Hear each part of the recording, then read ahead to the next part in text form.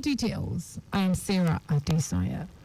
Wife of the Lagos State Governor, Ibijake Sanwo-Olu, has described the resurrection of Jesus Christ as a constant reminder for everyone to extend their virtues of selflessness, love, sacrifice, and tolerance. Mrs. Sanwo-Olu, who was represented by the wife of the Deputy Governor, Oluremi Amzat, stated this at the 2024 Family Easter Fiesta organized by the Office of the First Lady with the theme Power of Resurrection, taken from Philippians chapter 3, verse 10.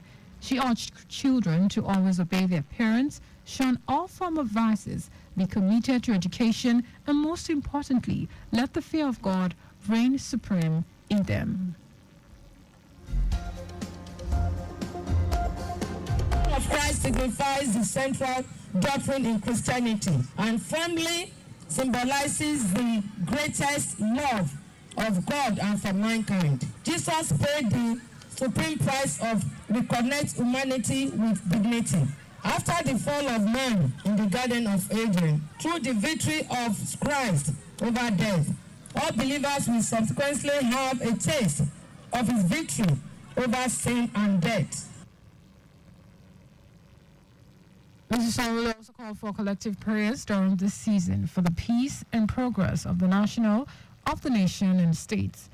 The State Commissioner for Basic and Secondary Education, Jamiu Ali Balogun, noted that the event is to celebrate the children this festive season as leaders of tomorrow to imbibe good virtues in them.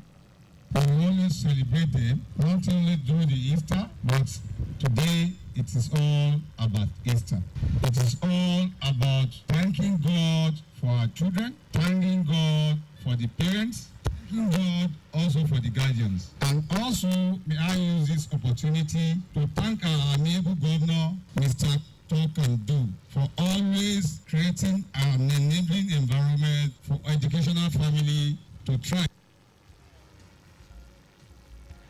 In a short exhortation, Reverend Taiwo Uluwarotimi asks Christians to remember the power of resurrection and embrace it in their lives as Easter is being celebrated. The event held at the Lagos House, Ikeja, had children treated to games, dance, gift, food, and many activities.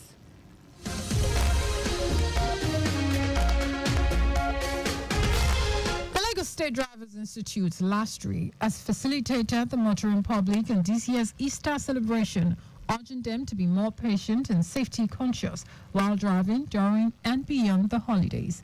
General Manager of LASTRI, Afsat Tiamiyu, who stated this in an Easter greetings message to the motoring public at the Institute's headquarters, Oshodi, specifically appealed to commercial drivers not to turn the road to a racing track while trying to make multiple trips within a day to maximize profit. Tiamiyu stated that the present administration of Governor Babajide Sanwo-Olu understands and shares the pains motorists might be going through as a result of road diversions caused by ongoing construction works which is being experienced by motorists in some parts of the state. She also appealed to drivers to avoid plying one way, obey traffic rules and regulations, check and maintain their vehicles regularly to ensure they are in good working condition, just as they should, ensure to correct every abnormality in the vehicles.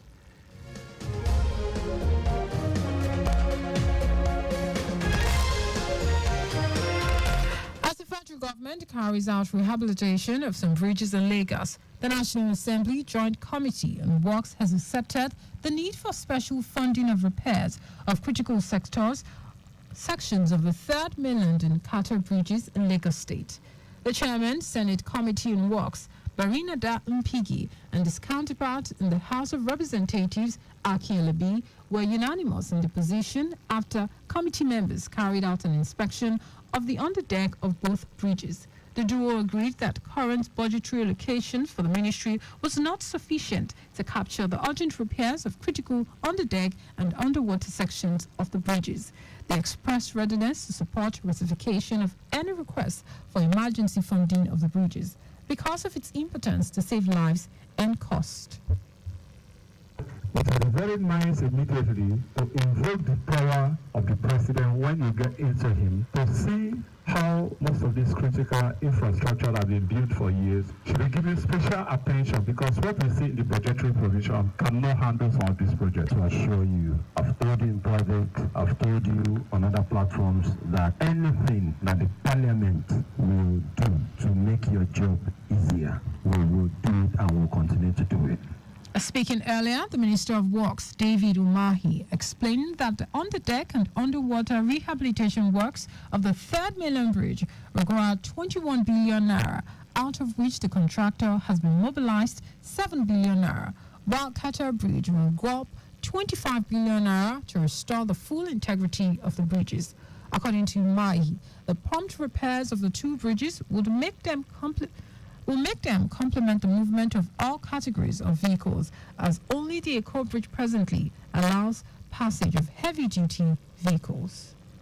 And three is the rusting of the steel casing and, of course, entering into the concrete element of the piles. Of everything, only this last is not yet been done, but yet they are very critical. So, and I want the National Assembly to take very special note that this is the worst of the challenges we are having in these two bridges. And the third mainland bridge alone, to reconstruct it now, will take over 6 trillion. So we would like you to give attention to it, because without Mr. President's special intervention, we would have been in a very difficult situation now.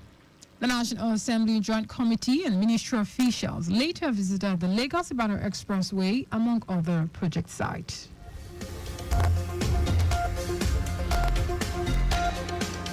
Now to the rest of the stories. The National Agency for the Prohibition of Trafficking in Persons, NAPTIP, has decried the alarming rate of irregular migration amongst Nigerians. NAPTIP spokesperson Zax Dauda said sensitization efforts of the agency on illegal migrations have failed to deter Nigerians from embarking on such trips.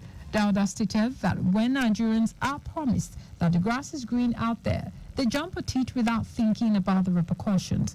A former Nigerian consul to Cameroon and delegate to World Expo and Economic Development Center in Paris, Rashid Akinkule, called on the government to fix the problems of poor education system and insecurity to stop migration of Nigerians. Meanwhile, the Nigerian government, in collaboration with the International Organization for Migration, evacuated 327 stranded Nigerians, as well as those released from detention in facilities in Tripoli, Libya. The National Examinations Council, NECO, has concluded arrangements to conduct the senior school certificate examinations in the Kingdom of Saudi Arabia. These follow the successful accreditation of the Nigeria International School, Jeddah, by a NECO delegation led by the Minister of State for Education, Yusuf Sununu, and the Registrar of NECO, Ibrahim Ushishi.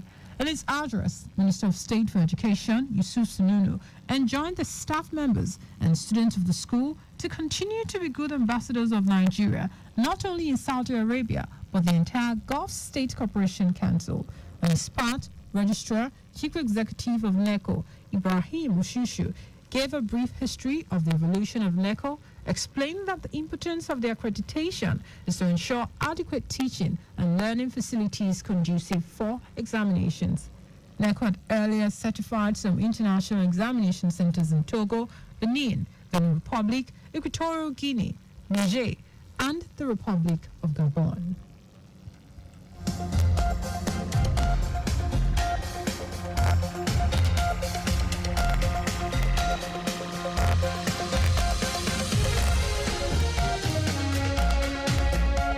And in foreign news, the camps of United States President Joe Biden and Republican challenger Donald Trump have clashed over a decision to have a day celebrating transgender people fall on Easter.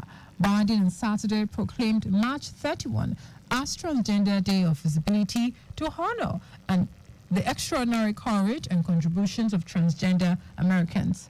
Reacting, Trump campaign spokeswoman Caroline Leavitt branded Biden's declaration appalling and part of a years-long assault on the Christian faith. Leavitt called on Biden's failing campaign and White House to issue an apology to millions of Catholics and Christians across America. Meanwhile, White House spokesman Andrew Bates said Republicans were seeking to divide and weaken the country with cruel, hateful, and dishonest rhetorics. Bates said President Biden stands for bringing people together and upholding the dignity and freedoms of every American. And in sport, Chairman, Pakistan Cricket Board, Mohsin Naqvi, has reappointed Babar Azam as its white ball captain and ended Shaheen Shah Afridi's one-series stint, the T20 skipper. Babar stepped down from the all-format captaincy last year after Pakistan could not make it to the semi-finals of the 50-over World Cup in India, but under Afridi's leadership, Pakistan lost the T20 series in New Zealand 4-1. Pakistan's next international assignment is a 5-match T20 series against New Zealand at home, starting April 18.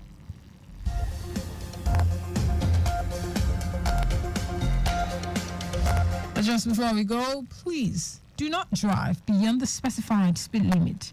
You can follow us and like all our various social media platforms: X, formerly Twitter, Traffic Radio 961, Instagram, Lagos Traffic Radio 961. Watch us live on Facebook, Lagos Traffic Radio 96.1 FM. On YouTube, subscribe and watch all our previous programs and news on our channel, Traffic Radio 961. Did you know that Solo administration renovated 5 libraries: Epe, Badagry, Etiosa, Amuwadafi, and Ikorodu? You can get more details on the Lagos State Government website. To end the news, hear the highlight of the major stories. Wife of the Lagos State Governor, Ibijoke Sanwo-Olu, has described the resurrection of Jesus Christ as a constant reminder for everyone to extend the virtues of selflessness, love, sacrifice, and tolerance. The National Agency for the Prohibition of Trafficking in Persons, NAPTIP, has decried the alarming rate of irregular migrations among Nigerians. We also told you that the camps of United States President Joe Biden and his Republican challenger Donald Trump have clashed over a decision to have a day celebrating transgender people fall on Easter. And in sport, Chairman, Pakistan Cricket Board, Mohsin Naqvi, was reappointed Babar Azam as its white ball captain and ended Shaheen Shah Afridi's one-series stint as T20 skipper.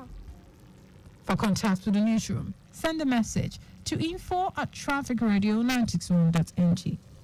That is the news broadcast compiled by Sadiq Yusuf. I'm Sarah Adesanya.